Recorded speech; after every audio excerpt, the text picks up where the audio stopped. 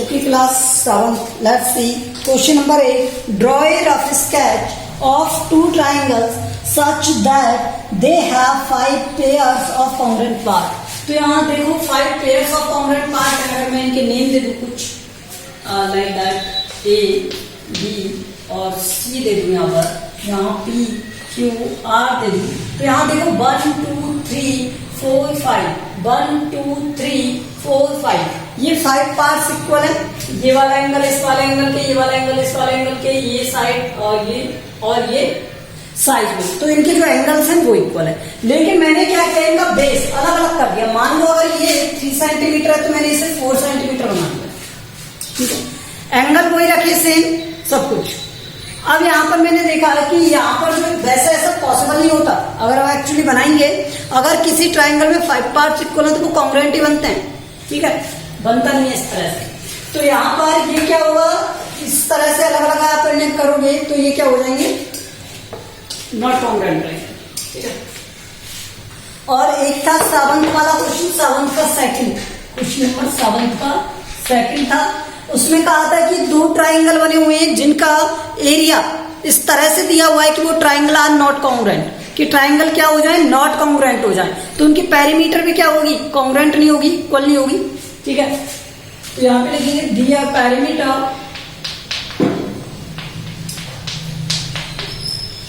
दिया perimeter will not equal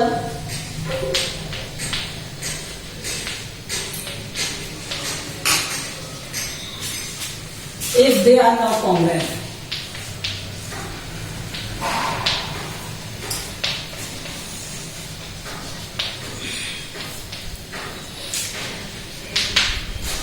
अगर triangle congruent नहीं है तो उनकी पेरीमीटर भी कॉन्ग्रुएंट नहीं होगी.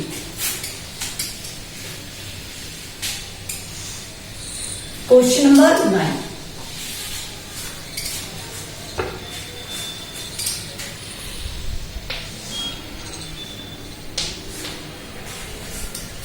क्वेश्चन नंबर 9 में क्या दिया हुआ है, ट्राइंगल एबीसी और पीक्यूआर 2 ट्राइंगल दिए हुए हैं. देखो एक ट्राइंगल दिया हुआ है इस तरह से,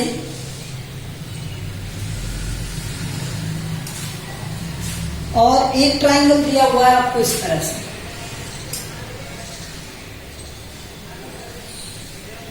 ठीक है, अब ये एबीसी है और ये PQR. This is 90 and this is 90. Okay, and one angle is angle C is equal दिया हुआ है आपको एंगल PQR ऐसे भी रखा है, PQR ऐसे और ये ऐसे. ठीक है, तो ये आपको दिया हुआ है. अब उसने क्या कहा, angle ABC is congruent to triangle PQR. आपको गिवन है ट्राइंगल ABC इज कॉन्ग्रुएंट होगा ट्राइंगल PQR के. ठीक है, तो यहां से समझो, name the 1 additional pair of congruent part.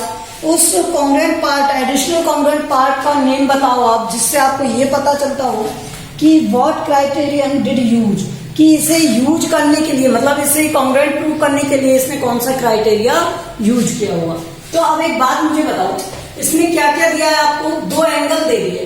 तो 2 एंगल वाला क्राइटेरिया कौन सा होता है, एंगल साइड एंगल वाला होता है. और साइड कौन सी चाहिए, जिस पर दोनों एंगल बने हो. तो यहाँ पर देखो ये एंगल 90 डिग्री और ये एंगल, इसी तरह ये एंगल 90 डिग्री और ये एंगल किस साइड पर बने हुए हैं, क्यूआर साइड पर, और इसमें किस पर बने, बीसी साइड पर. तो ये दोनों क्या होनी चाहिए, इक्वल होनी चाहिए. तो यहां से हम क्या लिखेंगे, BC बाई सी ना, corresponding parts of congruent triangle. ठीक है, तो यहाँ BC इक्वल होगा किसके, PQ के. किसके इक्वल होगा, PQ के. ठीक है, ये वो कंडीशन है जिससे इसे हम क्या कर सकते हैं, कॉन्ग्रुएंट प्रूव कर सकते हैं.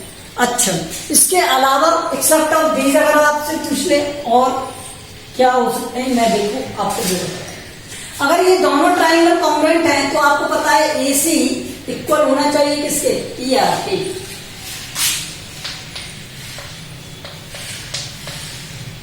और क्या इक्वल होना चाहिए, AB इक्वल होना चाहिए RQ के.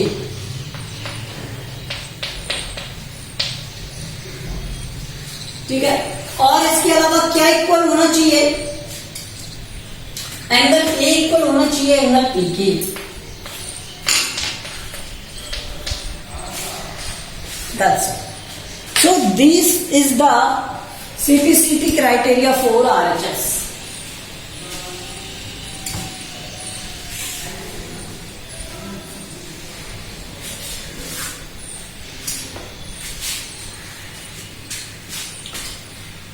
क्वेश्चन नंबर 10 दिया हुआ है, एक्सप्लेन करना है why triangle ABC is congruent है ट्राइंगल FED के।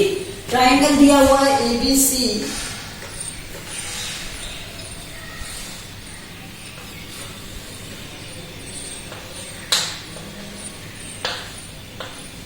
और FED।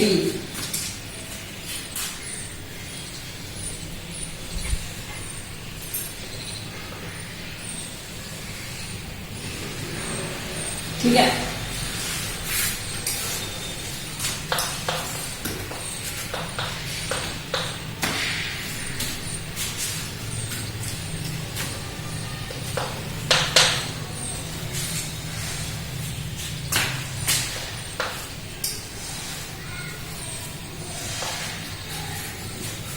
ओके, लेट्स सी।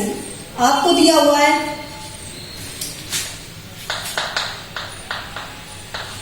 ये गिवन नहीं है एक्चुअली, हमें गिवन क्या है, triangle ABC and triangle DEF या FED, जो भी आप कहना चाहें।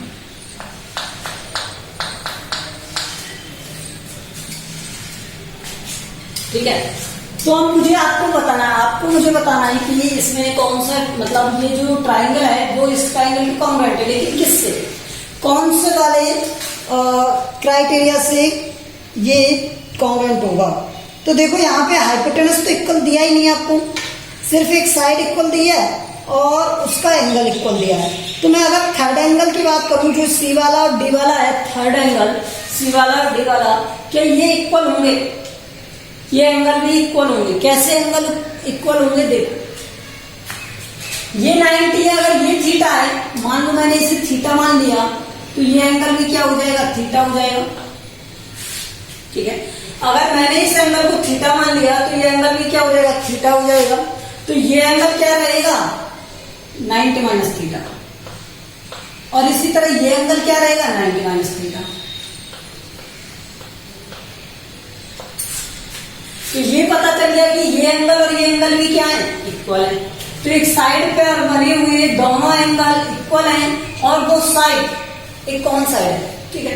अगर मान लो मैं एक 3 की बेस का एक 90 डिग्री एंगल बनाऊं और इस पर एक 60 डिग्री बना दूं, या 30 डिग्री यहां से बना दिया, और इसी तरह फिर एक मैंने 3 सेंटीमीटर लिया, उस पर 90 डिग्री बनाया और एक 30 डिग्री बना दिया, तो ये दोनों क्या बनेंगे, कॉन्ग्रुएंट ट्राइंगल बनेंगे, क्योंकि ये 30 है, ये 90 था, लेकिन उसी डिस्टेंस पर जाके कट होगा जिस पर ये कट हुआ है।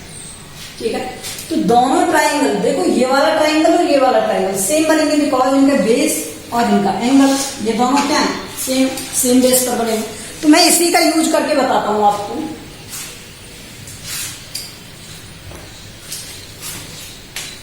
प्रूफ के लिए बता रहे हैं, प्रूफ देखो यहां से, प्रूफ क्या हो गया यहाँ पर। हमें गिवन क्या है, BC गिवन है DE के।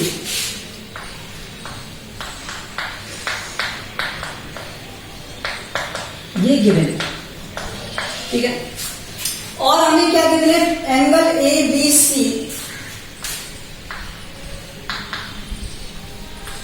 और एंगल DEF 90 डिग्री के।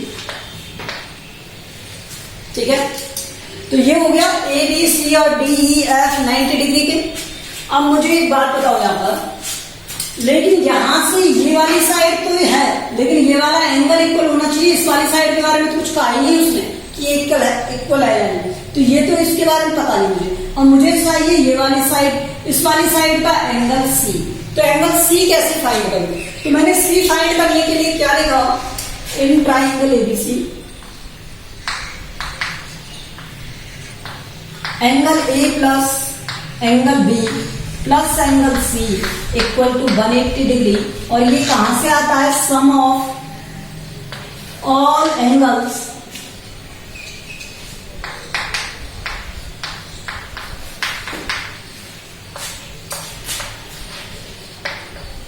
Is 180 degree. ये हमने लास्ट वीडियोज में पढ़ा था, लास्ट चैप्टर में भी पढ़ा था। Sum of all interior angles of a triangle क्या होता है? 180 डिग्री। तो एंगल ए नहीं पता मुझे, तो एंगल ए को मान लिया मैंने, थीटा मान लिया, ठीक है। यहां एंगल बी मुझे पता है 90 डिग्री है, और एंगल सी मुझे फाइंड करना है। तो यहां से देखो एंगल सी कितना आ गया? 180 माइनस 90 और माइनस थीटा, तो ये आ गया 90 माइनस थीटा। अब इसी तरह से इन ट्राइंगल कौन सा वाला? DEF, इस वाले की बात करें तो यहां पर देखो क्या बन रहा है? ये एंगल D, एंगल E और एंगल F, इन सब का सम कितना होना चाहिए? 180, क्योंकि और एंगल्स का सम क्या होता है? 180। D की वैल्यू क्या है यहां पर? ये हमें फाइंड करनी है, ठीक है।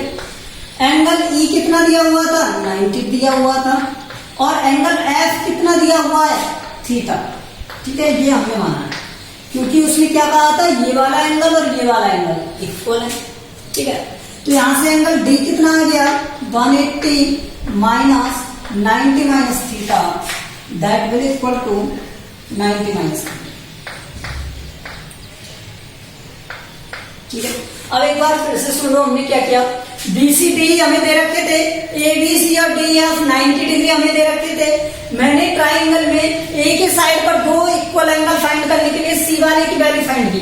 तो सी कैसे फाइंड कर सकता हूं? अगर मुझे ए की वैल्यू पता हो तो मैंने ए की वैल्यू को थीटा मान लिया, ठीक है। तो ए की वैल्यू क्या है? थीटा है। एक्स मान लो, कुछ भी मान लो, जो मानना है। ए थीटा हो गया, बी 90 हो गया, और सी क्या हो गया? सी।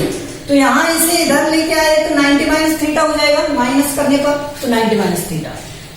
सी और डी की वैल्यू आ गई, यहां से देखो सी और डी की वैल्यू आ गई। अब यहां पर मैं पुट कर दूं, यहां पर, ठीक है। तो यहां पर नेक्स्ट वैल्यू क्या हो गई? Angle C equal to angle D, और ये कितना था? जो भी 90 माइनस थीटा,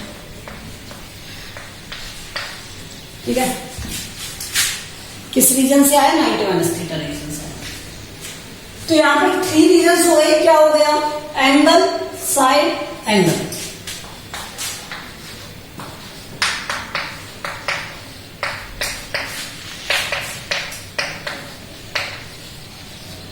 इस क्राइटेरिया से फाइंड किया मैंने। अगर ये क्राइटेरिया यहां अप्लाई हो रहा है, अगर ये क्राइटेरिया यहां अप्लाई हो रहा है, तो ये दोनों ट्राइंगल क्या होंगे? कॉन्ग्रुएंट। कौन सा वाला ट्राइंगल? अब देखो ये नेम ध्यान से देना है, ठीक है। ट्राइंगल में देखो ABC,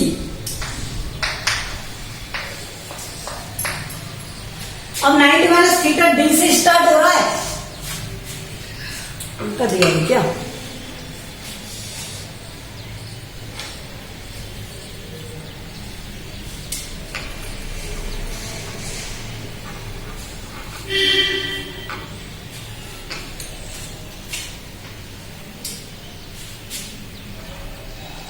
अच्छा, थीटा से स्टार्ट किया ना, थीटा से स्टार्ट करो। ट्राइंगल कहां से? FE, जहां से स्टार्ट किया वहीं से करो। यहां पर ए से थीटा से स्टार्ट कर रहे थे, यहां भी थीटा से, इस तरह से, ठीक है।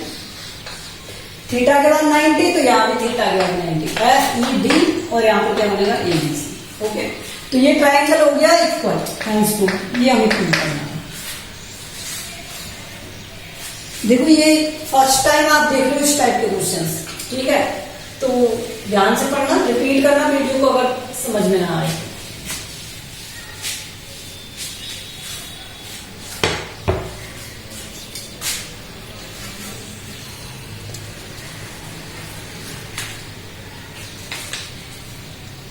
Okay, we have completed this exercise. इस एक्सरसाइज में ओनली 10 क्वेश्चन ही थे आपको।